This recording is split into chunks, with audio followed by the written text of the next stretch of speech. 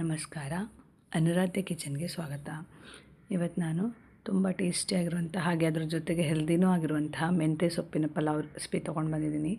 ತುಂಬಾ ಚೆನ್ನಾಗಿರುತ್ತೆ. ಇದು ಸಿಂಪಲ್ಲಾಗಿ ಮಾಡ್ಕೊಳ್ಬೋದು, ಹಾಗೆ ಟೇಸ್ಟು ಚೆನ್ನಾಗಿರುತ್ತೆ. ಇದನ್ನು ನೀವು ಬ್ರೇಕ್ಫಾಸ್ಟಿಗಾಗಲಿ, ಲಂಚಿಗೆ, ಡಿನ್ನರಿಗೆ ಯಾವಾಗ ಬೇಕಾದರೂ ಮಾಡ್ಕೊಳ್ಬೋದು. ಮಕ್ಕಳಿಗೆ ಟಿಫಿನ್ ಬಾಕ್ಸಿಗಾಗಲಿ ಅಥವಾ ಹಸ್ಬೆಂಡಿಗೆ ಲಂಚ್ ಬಾಕ್ಸಿಗೆ ಸಮೇತ ಮಾಡಬೇಕು, ತುಂಬ ಚೆನ್ನಾಗಿರುತ್ತೆ. ಇದೇನೆಂದರೆ ತಣ್ಣಗಾದ ಮೇಲೂ ತಿಂದ್ರೂ ಟೇಸ್ಟ್ ಹಾಗೇ ಇರುತ್ತೆ, ಬಿಸಿ ಬಿಸಿನೇ ತಿನ್ನಬೇಕಂತೇನಿಲ್ಲ. ಹಾಗಾಗಿ ಲಂಚ್ ಬಾಕ್ಸಿಗೆಲ್ಲ ಪರ್ಫೆಕ್ಟ್ ರೆಸಿಪಿ ಇದು. ಹೇಗೆ ಮಾಡೋದು ಅಂತ ನೋಡೋಣ.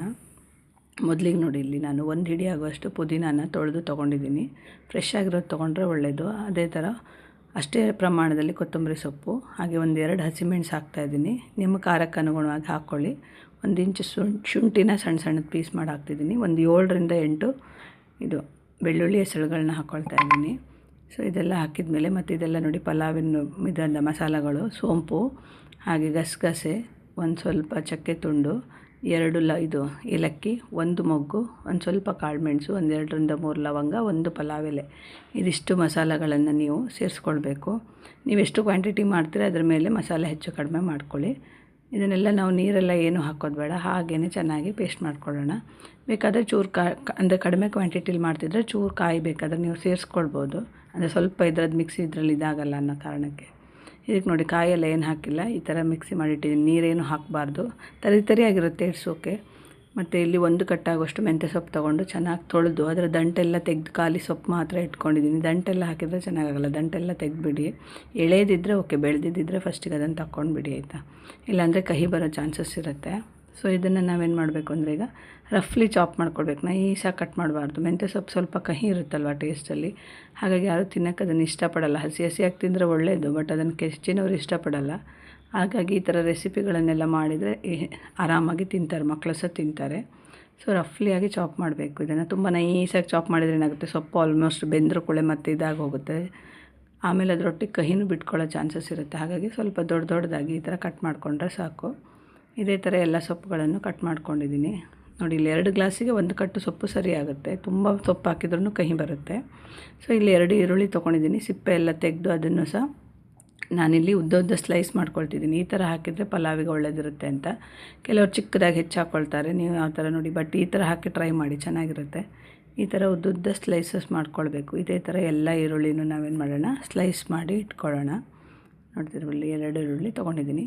ಹಾಗೆ 2 ಗ್ಲಾಸ್ ಆಗುವಷ್ಟು ಇಲ್ಲಿ ನಾನು ಬಾಸ್ಮತಿ ರೈಸ್ ತೊಗೊಳ್ತಾ ಇದ್ದೀನಿ. ಅದನ್ನು ನಾನು 2 ಗ್ಲಾಸ್ ಆಗುವಷ್ಟು ತೊಗೊಂಡು ಚೆನ್ನಾಗಿ 1-2 ಸತಿ ವಾಶ್ ಮಾಡಿ ಅದು ಮುಳುಗುವಷ್ಟು ನೀರು ಹಾಕಿ ಏನು ಮಾಡಬೇಕು, ಒಂದು 10ರಿಂದ 15 ನಿಮಿಷ ನೆನೆಸ್ಬೇಕು. ಸಾಕಾಗುತ್ತೆ, ಅರ್ಧ ಗಂಟೆ ನೆನೆಸೋದಾದರೆ ನೆನೆಸಿ, ಬಟ್ 15 ನಿಮಿಷ ನೆನೆಸಿದ್ರು ಆರಾಮಾಗಿ ಸಾಕಾಗುತ್ತೆ. ಸೊ ಇದಕ್ಕೆ ನೋಡಿ, ಮತ್ತೊಂದು ಏನಂದರೆ, ನಮಗೆ ಕೆಲವು ಸತಿ ಸಡನ್ನಾಗಿ ಏನಪ್ಪ ಮಾಡೋದು ಅಂತ ಯೋಚನೆ ಆಗ್ತಿರುವಾಗ ಖಾಲಿ ಮೆಂತ್ಯ ಸೊಪ್ಪಿದ್ದರೆ ಆರಾಮಾಗಿ ರೈಸ್ ಮಾಡ್ಕೊಳ್ಬೋದು. ಇಲ್ಲಿ ಮುಳುಗುವಷ್ಟು ನೀರು ಹಾಕಿದ್ದೀನಿ.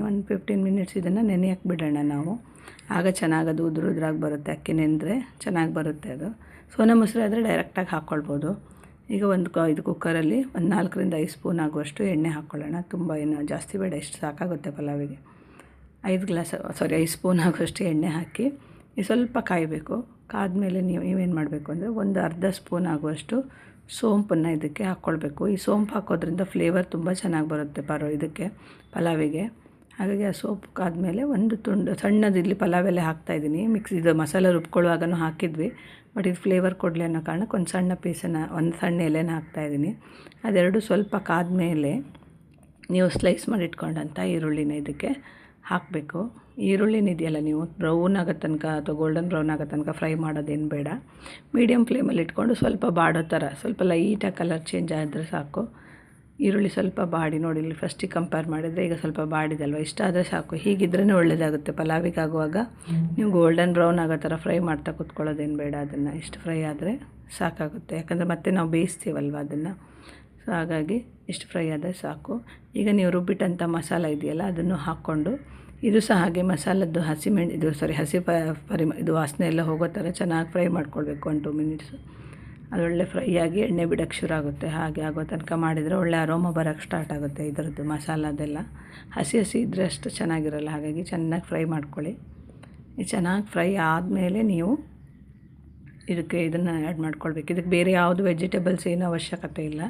ಖಾಲಿ ನೀವು ಮೆಂತ್ಯ ಮತ್ತು ಬಟಾಣಿ ಇದ್ದರೆ ನೋಡಿ, ಇಲ್ಲಿ ನಾನು 1 ಕಪ್ಪು ನೆನೆಸಿದ ಬಟಾಣಿ ಇತ್ತು, ಅದನ್ನು ಹಾಕ್ಕೊಳ್ತಿದ್ದೀನಿ. ಹಸಿ ಬಟಾಣಿ ಇದ್ದರೆ ಅದು ಇನ್ನೂ ಚೆನ್ನಾಗಾಗುತ್ತೆ, ಅದನ್ನೇ ಹಾಕ್ಕೊಳ್ಬೋದು. ಸೊ ಬಟಾಣಿ ಹಾಕಿ ಮತ್ತು ಖಾಲಿ ಮೆಂತ್ಯ ಸೊಪ್ಪು ಹಾಕಿದರೆ ಸಾಕು. ಇದಕ್ಕೆ ಕ್ಯಾರೆಟು ಬೀನ್ಸು ಅದೆಲ್ಲ ಏನು ಹಾಕೋದು ಬೇಡ. ಇದೆರಡರದ್ದೇ ಕಾಂಬಿನೇಷನ್ ಸೂಪರಾಗಿರುತ್ತೆ. ಸೊ ಇದು ಮಾತ್ರ ಹಾಕಿ ನೀವು ಟ್ರೈ ಮಾಡಿ ನೋಡಿ, ಚೆನ್ನಾಗಿ ಬರುತ್ತೆ. ಸೊ ಇದರಲ್ಲಿ ಮೆಂತ್ಯ ಸೊಪ್ಪಿದೆಯಲ್ಲ, ಸ್ವಲ್ಪ ಬಾಡೋ ತನಕ ಇದನ್ನು ಚೆನ್ನಾಗಿ ಫ್ರೈ ಮಾಡ್ಕೊಳ್ಬೇಕು.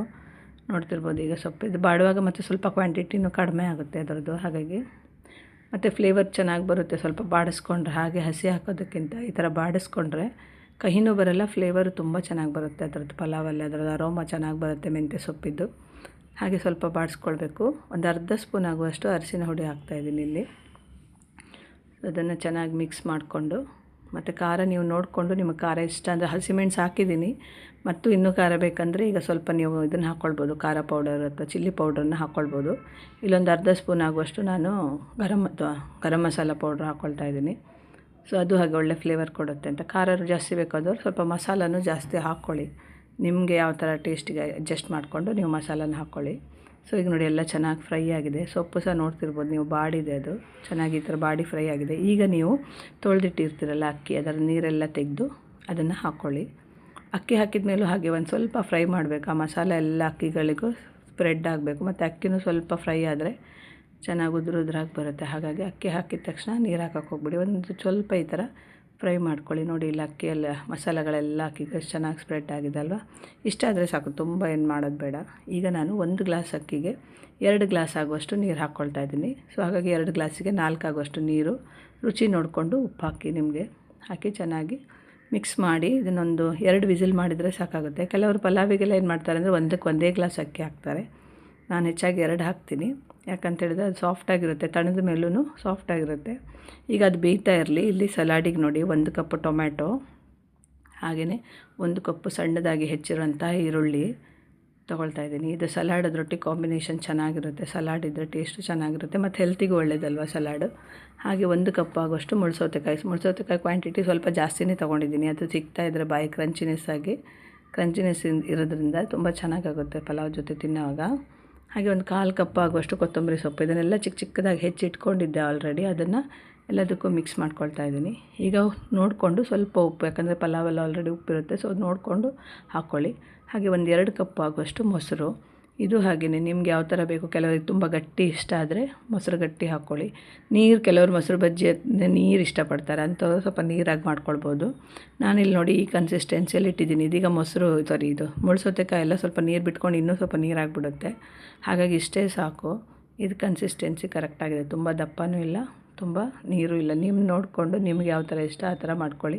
ನೋಡಿ ಹೆಲ್ದಿ ಆಗಿರೋಂಥ ಕಲರ್ಫುಲ್ ಆದಂಥ ಸಲಾಡ್ ರೆಡಿ ಆಗಿದೆ ಅಲ್ವಾ. ಸೊ ಎಷ್ಟು ಕ್ವಿಕ್ಕಾಗಿ ಮಾಡ್ಕೊಳ್ಬೋದು. ಇದು ತಿನ್ನೋದು 2 ಕಾಂಬಿನೇಷನಲ್ಲಿ ತಿಂದರೆ ಎಲ್ಲ ಹೆಲ್ದಿನೇ. ಮೆಂತ್ಯ ಸೊಪ್ಪು ಹೆಲ್ದಿ, ಸಲಾಡ್ ಹೆಲ್ದಿ. ಇಲ್ಲೊಂದು 3 ವಿಸಿಲ್ ಆಗ್ತಾಯಿದೆ, 2 ವಿಸಿಲ್ ಮಾಡಿಕೊಂಡ್ರೆ ಸಾಕು. ಯಾಕಂದ್ರೆ 3 ಪಲಾವ್ ಅಲ್ವಾ, ಸ್ವಲ್ಪ ಉದುರಾಗಿರುತ್ತೆ. ಸೊ ಇಲ್ಲಿ 2 ವಿಸಿಲ್ ಆಯಿತು ನೋಡಿ. ಕೂಲ್ ಆದಮೇಲೆ ತೆಗಿತಾ ಇದ್ದೀನಿ. ನೋಡಿ ಇಲ್ಲಿ ಹೇಗೆ ಸೊಪ್ಪೆಲ್ಲ ಮೇಲೆ ಬಂದು ನಿಂತ್ಕೊಂಡಿದೆ. ಹಾಗೆ ನೋಡಿ 1 ಗ್ಲಾಸಿಗೆ 2 ಗ್ಲಾಸ್ ನೀರು ಹಾಕಿದ್ರು ಮುದ್ದೆ ಅಂತ ಏನೂ ಆಗಲಿಲ್ಲ. ನೋಡಿ ಎಷ್ಟು ಚೆನ್ನಾಗಿ ಬಂದಿದೆ ಅಂತ. ಇದು ಸಾಫ್ಟಾಗಿ ಬೇಯುತ್ತೆ ನನ್ನ ಪ್ರಕಾರ. 1 ಗ್ಲಾಸಿಗೆ 1 ಗ್ಲಾಸ್ ಹಾಕಿದರೆ ಸ್ವಲ್ಪ ಗಟ್ಟಿ ಇರುತ್ತೆ. ಬಟ್ ನಿಮ್ಮದು ಅದೆಲ್ಲ ಅವ್ರವ್ರದ್ದು ಇದ್ರ ಪ್ರಕಾರ ಯಾವ ಥರ ಇಷ್ಟ ಆಗುತ್ತೆ ಆ ಥರ ಮಾಡ್ಕೊಳ್ತಾರೆ. ನನ್ನ ಪ್ರಕಾರ 1ಕ್ಕೆ 2 ಹಾಕಿದರೆ ಪರ್ಫೆಕ್ಟಾಗಿರುತ್ತೆ. ನೋಡಿ ಎಷ್ಟು ಚೆನ್ನಾಗಿ ಬಂದಿದೆ ಅಂತ. ತಣದ ಮೇಲೆ ಇದು ಇನ್ನೂ ಸ್ವಲ್ಪ ಇದಾಗುತ್ತೆ, ಉದುರಾಗುತ್ತೆ. ಈಗ ಬಿಸಿ ಇದೆಯಲ್ವ, ಹಾಗಾಗಿ ನೋಡಿ ಎಷ್ಟು ಚೆನ್ನಾಗಿ ಬಂದಿದೆ ಅಂತ. ಇದನ್ನು ನಾವೀಗ ಸರ್ವ್ ಮಾಡೋಂಥ ಟೈಮ್ ಬಂತು. ಪ್ಲೇಟಿಗೆ ಹಾಕ್ಕೊಂಡು ಮೊಸರು ಬಜ್ಜಿ ಒಟ್ಟಿಗೆ ತಿಂತಾಯಿದ್ರೆ ಸೂಪರಾಗಿರುತ್ತೆ ಕಾಂಬಿನೇಷನ್ನು. ಕಲರ್ಫುಲ್ ಇದ್ದಷ್ಟು ಅಡುಗೆ ಹೆಲ್ದಿ ಆಗಿರುತ್ತೆ ಅಂತ ಹೇಳ್ತಾರಲ್ವ. ನೋಡಿ ಎಷ್ಟು ಕಲರ್ಫುಲ್ ಆಗಿದೆ, ಕೆಂಪು ಹಸಿರು ಎಲ್ಲ ಕಲರ್ ಮಿಕ್ಸ್ ಆಗಿದೆ ಅಲ್ವಾ. ಸೊ ಟೇಸ್ಟೂ ಅಷ್ಟೇ ಚೆನ್ನಾಗಿರುತ್ತೆ, ಹೆಲ್ತಿಗೂ ತುಂಬ ಒಳ್ಳೆಯದು. ಈ ಥರ ಮಾಡಿಕೊಟ್ರೆ ಖಂಡಿತ ಮಕ್ಕಳು ಇಷ್ಟಪಟ್ಟೇ ಪಡ್ತಾರೆ. ಸೊ ನಿಮಗೆಲ್ಲ ರೆಸಿಪಿ ಇಷ್ಟ ಆಯಿತು ಅಂತ ಅಂದ್ಕೊಳ್ತೀನಿ. ಇಷ್ಟ ಆದರೆ ವಿಡಿಯೋಗೆ ಒಂದು ಲೈಕ್ ಕೊಡಿ. ಹಾಗೆ ನಿಮ್ಮ ಫ್ರೆಂಡ್ಸ್ಗೆ, ರಿಲೇಟಿವ್ಸಿಗೆಲ್ಲ ವಿಡಿಯೋನ ಶೇರ್ ಮಾಡಿ. ಯಾರೆಲ್ಲ ಫಸ್ಟ್ ಟೈಮ್ ನನ್ನ ಚಾನಲ್ನ ನೋಡ್ತಾ ಇದ್ದೀರಾ ಸಬ್ಸ್ಕ್ರೈಬ್ ಮಾಡೋದಕ್ಕಂತೂ ಮರಿಬೇಡಿ, ಪ್ಲೀಸ್ ಸಬ್ಸ್ಕ್ರೈಬ್ ಮಾಡ್ಕೊಳ್ಳಿ. ಹಾಗೆಯೇ ರೆಸಿಪಿನ ಟ್ರೈ ಮಾಡಿ ಹೇಗಿತ್ತು ಅಂತ ಕಮೆಂಟಲ್ಲಿ ತಿಳಿಸಿ. ಮತ್ತು ಮೆಂತ್ಯ ಸೊಪ್ಪಲ್ಲಿ ನೀವು ಯಾವುದೆಲ್ಲ ಡಿಶಸ್ಸನ್ನು ಟ್ರೈ ಮಾಡ್ತೀರಾ ಅನ್ನೋದನ್ನು ಕಮೆಂಟಲ್ಲಿ ತಿಳಿಸಿ. ಎಲ್ರಿಗೂ ಒಳ್ಳೆಯದಾಗಲಿ. ಶುಭ ದಿನ.